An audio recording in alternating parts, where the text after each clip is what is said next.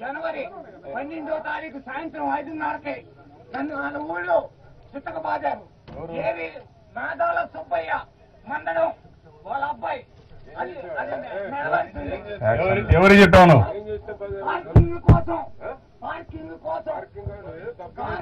ఒక నిమిషం నేను వెరిఫై చేయమంటాను. ఎస్పీ గారు ఇది వెరిఫై చేయండి.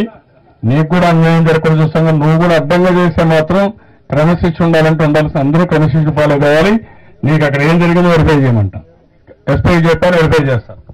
రక్షణ ఉంది తమ్ముడు. అతి ఏనయ్యా ఇను నువ్వు ఎక్కడంటే అక్కడ రోడ్డు పక్కన అడ్డంగా కారు పెట్టావనుకో, అవి రక్షణ అంటే ఎట్లా అవుతాయి?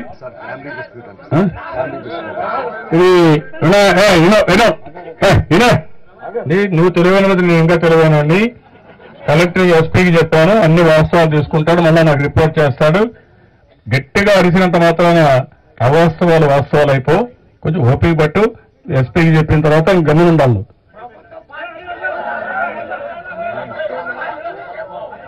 ఇంటలో నువ్వు నీకు పెద్ద పెద్ద విషయాలు అవసరంగా నీ విషయం నువ్వు మాట్లాడు. ముందు ప్రజాస్వామ్యంలో నీ సమస్య చెప్పావు, దానికేదో పెద్ద పెద్ద ఎత్తున ఉపన్యాసాలు ఇవ్వడం కరెక్ట్ కాదు. నోరుందని తగ్గించుకోవాలన్నా.